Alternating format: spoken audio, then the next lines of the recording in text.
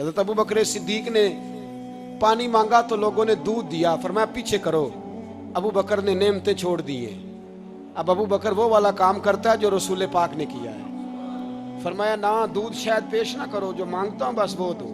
حضرت ابو بکر صدیق نے بڑے مالدار تھے، حضرت عمر فاروق رضی اللہ تعالیٰ عنہ کے پاس صحابہ کرام جمع ہو کے آئے، کون سا ایسا شخص ہے جس کی تنخواہ میں اضافہ ہو جائے؟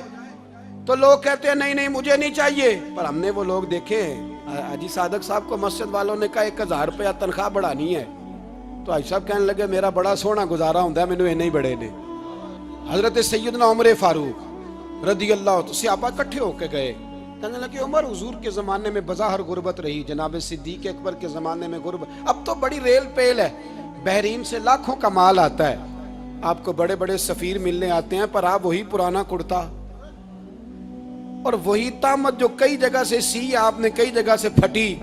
اور حضرت عمر ایک دن عید کی نماز پڑھانے گئے تھے تو ننگے پیر ہی چلے گئے، لوگوں نے کہا جوتا، فرمایا ٹوٹ گیا تھا یار، پہننے کے قابل نہیں تھا، فرمایا ننگے پیر آ گئے ہو لوگ کیا کہیں گے، فرمایا چھوڑو، عمر کے پاؤں ننگے ہیں لیکن عمر کے کردار میں تو کوئی شک نہیں نا، پیر ہی ننگے ہیں نا، کیا ہوا، چھوڑو اس بات کو، کوئی پیار نہیں دنیا داری سے، دولت سے کوئی چکر ہی نہیں۔ حضرت سیدنا عمر فاروق رضی اللہ تعالیٰ عنہ کو صحابہ نے کٹھے ہو کے کہا، یہ ہے امت کے بیدار ہونے کے طریقے جو عرض کر رہا ہوں، کہا جناب آپ اب بڑا مال غنیمت ہے، اور جس طرح ہر صحابی کا حصہ ہے آپ کا بھی حصہ ہے، تو ایک نیا کرتا ہی ڈال لیں آپ خرید کے۔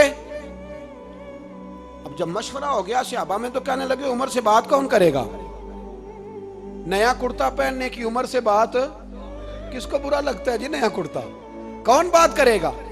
حضرت سیدنا علی المرتضیٰ کا انتخاب ہوا، کہنے لگے مولا علی کی بڑی عزت کرتے ہیں، ان سے بڑا پیار کرتے ہیں، ان سے بات کرتے ہیں۔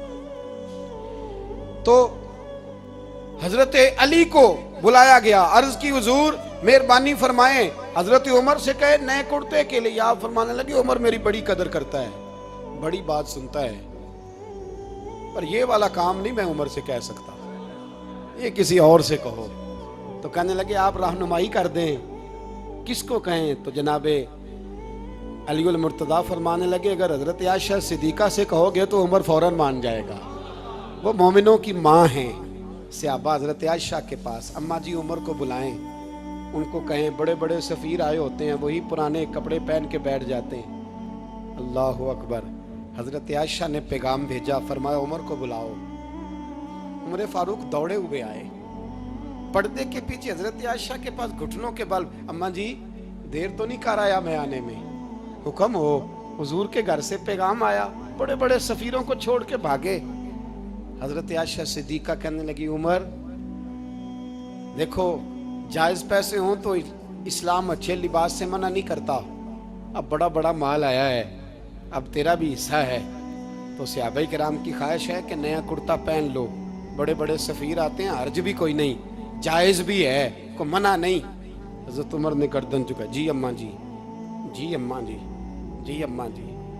حضرت عائشہ کہتی ہیں بات ختم ہوئی، عمر نے گردن اٹھائی تو عمر کی داڑھی آنسوؤں سے بھری ہوئی، کہتی ہے مجھے کہنے لگے اماں جی میں تو صرف مسجد میں دیکھا کرتا تھا، آپ تو مصطفیٰ کو دن رات دیکھتی تھیں، جس طرح کے کرتے آمنہ کے لال نے پہنے ہیں مجھے بھی پہنا دو، میں تیار ہوں، میں پہن لوں گا، میں تیار ہوں، پر جس طرح کے میرے نبی نے پہنے۔ حضرت عائشہ کہتی ہے میں پھوٹ کے روئی، میرا پلو آنسوؤں سے بھر گیا۔ فرماتی ہیں میں عمر کی بات سنتی گئی تو میرا پلو آنسوؤں سے، میں نے کہا عمر تو جا، تو ٹھیک ہے۔ فرماتی ہے عمر فاروق سلام کر کے اٹھے، امیر المومنین چلے گئے، اس کونے میں صحابہ چھپے ہوئے تھے، وہ آئے، کہا اماں جی کیا بات ہوئی؟ تو میں پھر رو پڑی، میں نے کہا کیا بتاؤں، تمہیں پرانے کرتے نظر آتے ہیں، اسے محمد عربی کے جلوے نظر آتے ہیں، اسے رسول اللہ کا رنگ نظر آتا ہے، اسے وہ غلامی نظر آتی ہے۔ عمر کو دنیا سے پیار، اور دنیا سے پیار نہیں تھا، دعا پتہ کیا تھی؟ یوں جھولی اٹھا کے اللہ مرزقنا شہادتن فی سبیلک وجعل موت فی بلد حبیبک، اللہ عمر کو بسترے والی موت نہ دینا، موت شہادت کی دینا، پر میں میدان میں جا کے نہیں مرنا چاہتا, مجھے رسول اللہ کے شہر میں موت چاہیے, باہر جا کے نہیں. یہی میدان لگے مدینے میں, یہی موت آئے, اسباب بنا. میں مدینہ بھی نہیں چھوڑنا چاہتا. او بھائی, ان لوگوں کو نہیں پیار تھا. جناب صدیق اکبر کا وصال ہوا تو زہر کے اثر سے, وہ جو آپ کو زہر لگا تھا, بعض مفسرین نے لکھا ہے کبھی کبھی وہ جو سانپ نے ڈسا تھا تو کبھی کبھی اس کا اثر آتا تھا, بس اللہ نے شہادت دینی تھی کبھی کبھی, ورنہ تو بڑی شفائیں تھیں. حضرت عمر شہید, حضرت عثمان, جناب علی, امام حسن, امام حسین, علی اکبر, علی اصغر, حضرت عباس, حضرت سعد بن معاذ, حضرت امیر حمزہ, مصعب بن عمیر. میرے محبوب نے تو لسٹ بنائی شہیدوں کی, لسٹ بنائی شہیدوں کی. شہادت سے پیار کیا رسول اللہ صلی اللہ علیہ وسلم کے غلاموں نے, پیار کیا شہادت سے. اسی لیے تو کافر اٹھ نہیں سکا کہ شہادت سے حضرت سعد بن معاذ رضی اللہ تعالیٰ عنہ کو زخم لگ گیا, جنگ سے زندہ آ گئے لیکن زخم ہے, رو کے کہنے لگے محبوبہ سارے شہید ہو گئے, میں ایسے ہی رہ گیا. حضور نے فرمایا نہیں, رب تجھے بھی شہادت کی موت ہی عطا فرمائے گا. اسی زخم میں پردہ ہو گیا. میرے بھائی, حضرت عمر بن جموح رضی اللہ تعالیٰ عنہ 4 بیٹے لے کے احد کے میدان میں آئے. کہا محبوبہ میرے 4 ہی تھے, میں سارے لے آیا ہوں, سارے ہی قبول ہیں؟ فرمایا ٹھیک ہے. پھر خود بھی زرہ پہن لی. ایک ٹانگ سے لنگڑے تھے, ٹانگ چھوٹی تھی. حضور نے فرمایا تو نے کیوں لباس پہن لیا ہے؟ کہا حضور میں نے بھی تو جہاد پہ جانا ہے نا. تو حضور نے فرمایا تیرے 4 بیٹے جو جا رہے ہیں. تو کہا یا رسول اللہ کیا لنگڑے جنت میں نہیں جا سکتے؟ حضور لنگڑے اللہ کو قبول نہیں, میں نہیں جا سکتا. تو میرے نبی پاک صلی اللہ علیہ وسلم نے فرمایا نہیں, جنت تو تیرا انتظار کر رہی ہے. کہا حضور پھر میں بھی جاؤں گا, بچے جائیں گے تو میں بھی جاؤں گا. ایک بی بی احد کے دن 3 سال کا بچہ لے کے گھر سے نکلی.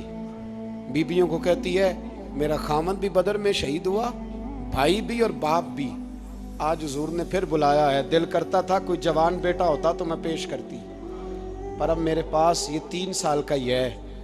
بچہ لیا مدینے میں مسجد نبوی میں, حضرت بلال سے کہنے لگی 2 منٹ حضور کا دیدار چاہیے. نبی پاک آئے, کیسے آئی ہو؟ کہنے لگی محبوبہ میں شہید کی بیٹی, شہید کی بہن, شہید کی بیوہ ہوں.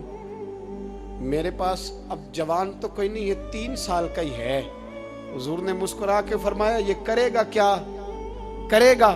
کہنے لگی حضور سنا ہے اسلحہ تھوڑا ہے, ڈھال کی ضرورت ہے. لوہے کی ڈھال ہوتی تھی, جب تلوار آتی تھی تو آگے کی جاتی تھی. کہا محبوبہ میرا شہید کی اماں بننے کو بڑا دل کرتا ہے, یہ میرا 3 سال کا لے جاؤ, جب تیر آپ کی طرف آیا تو میرا بیٹا آگے کر دینا, یہ ڈھال کا کام تو دے گا نا.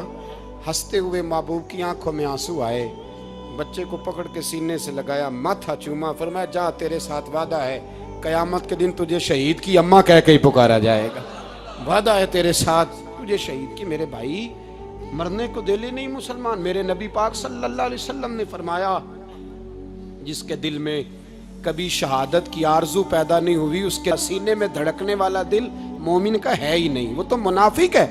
جو کبھی دین کے رستے میں شہید ہونے کو, میرے بھائیوں دین کو بڑی ضرورت ہے, بڑی ضرورت ہے, بڑی. اے خاصائے خاصان رسول وقت دعا ہے, امت پہ تیری آ کے عجب وقت پڑا ہے. وہ دین جو بڑی شان سے نکلا تھا وطن سے, پردیس میں وہ آج غریب الغربا ہے. فریاد ہے اے کشتی امت کے نگہباں, بیڑا یہ تباہی کے قریب آن لگا ہے. اور ایک شاعر قلم توڑ گیا, کہنے لگا تجھ سے فریاد ہے اے گنبد خضرا والے, تجھ سے فریاد ہے اے گنبد خضرا والے, کعبے والوں کو ستاتے ہیں کلیسا والے. تجھ سے فریاد ہے اے گنبد خضرا. اپنے اندر دین کا درد پیدا کرو, ذوق پیدا کرو, مسلمان بن کے جینا سیکھو. جب کوئی برادری پوچھے تو کہو میں محمدی ہوتا ہوں, میں مصطفی ہوتا ہوں, میں رسول اللہ کا غلام ہوتا ہوں, میں پہلے مسلمان ہوں باقی کچھ بعد میں ہوں. خدا را اپنے گھر میں پردہ کراؤ, خدا را رزق حلال کھاؤ.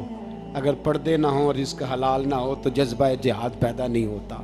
खुदारा अपने अंदर इनकलाब बर्पा करो, दीन के लिए जीना सीखो। दीन बड़ा तड़पता है, दीन बड़ा रोता है। रसूलुल्लाह आज तजारत करने वाले मिलते हैं, आज सियासत करने वाले मिलते हैं, दीन वाले नहीं मिलते, दीन के दर्द वाले नहीं मिलते। अपील है आपसे, आज रात 2 नफल पढ़ के और कुछ ना हो सके तो मुसलमानों के लिए दुआ ज़रूर कर देना, उनके लिए दुआ ज़रूर कर देना। अपने आप को बेदार करो, बेदार करो। भाई हम तो आज तक इसलिए डर रहे हैं कि हमारा चेहरा ही नबी पाक जैसा नहीं बन सका, तो दाढ़ी रखने में भी हम डरते हैं, नमाजी बनने, मस्जिद आबाद करने में, मुसलमान कहलाने में भी तक खौफ है। तो बतलाओ ना, इससे आगे बात कब चलेगी? जिहाद की बात तो बड़ी आगे जाके है। बदल जाओ, रसूलुल्लाह का गुलाम बन के जीना सीखो। नबी पाक सल्लल्लाहु अलैहि वसल्लम की गुलामी का पटा अपने गले में डालो। यही इमाम हुसैन की सोच है, यही इमाम अली मकाम का पैगाम है। इसको कभी फरामोश न करना। इमाम हुसैन हमें बता गए, सारा कुछ लुट जाए पर दीन के अंदर कोई नक्स वाक़या ना होने पाए। कोई शराबी, कोई बेईमान, कोई लुटेरा कभी उसके सपोर्टर ना बनना। हमेशा वो किसी शायर ने कहा था, हमसे ना रकम होंगे कसीदे यजीद के।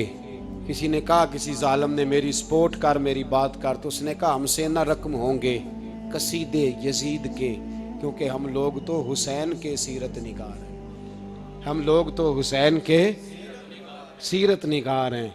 ये मुहर्रम के जो दिन है, ये इनकलाब के दिन है, रोने पीटने के नहीं, इनकलाब के दिन, जज्बों की बेदारी के दिन, जुल्म की आंखों में आंखें डालने का जज्बा पैदा करने के दिन। इसको उसी रंग में लो। ऐ खालिक कायनात, अपने महबूब की उम्मत पे रहम फरमा और अपने फजल से हमें दिलों में जज्बा जिहाद और शौक़ शहादत अता फरमा। आखिर दावाना अनिल हम्द। 2 मिनट के